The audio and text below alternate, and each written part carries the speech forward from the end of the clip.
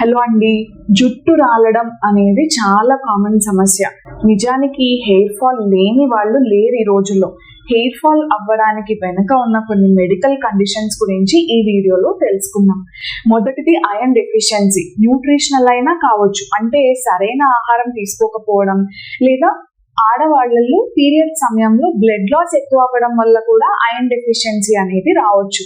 Vitamin లోపాలు, B12 and vitamin D deficiency, బరువు తగ్గాలని crash dieting చేయడం, ప్రోటీన్ అనేది సరైన మోతాదులో తీసుకోకపోవడం, హార్మోనల్ ఇంబ్యాలెన్స్ PCOS, ఇంకా పీరియడ్స్ ఇర్రెగ్యులారిటీ, డెలివరీ తర్వాత మెనోపాజ్ కి దగ్గరగా ఉన్న వాళ్ళలో కూడా హెయిర్ ఫాల్ అనేది జరుగుతుంది. అంతేకాకుండా కొన్ని chronic health conditions, thyroid, sugar ఉన్న వాళ్ళు, ఇంకా కొన్ని ఆటో ఇమ్యూన్ డిసీజెస్ లో కూడా హెయిర్ ఫాల్ అనేది ఉండొచ్చు. ఇంకా stress and sleep disturbances. Cortisol ఎప్పుడైతే పెరుగుతుందో హెయిర్ ఫాల్ కూడా ఎక్కువ అవుతుంది. రీసెంట్ గా ఏదైనా జ్వరం వచ్చి తగ్గిన తర్వాత, లేదా సర్జరీ చేయించుకున్న తర్వాత కూడా మీకు హెయిర్ ఫాల్ అనేది టెంపరీగా ఉంటుంది. ఏదైనా క్రానిక్ హెల్త్ కండిషన్స్ ఉన్న వాళ్ళు కొన్ని మందులు వేసుకోవడం వల్ల కూడా మీకు హెయిర్ ఫాల్ అనేది అవ్వచ్చు. హెయిర్ ఫాల్ అవ్వడానికి రీజన్ తెలుసుకోవడం చాలా ఇంపార్టెంట్.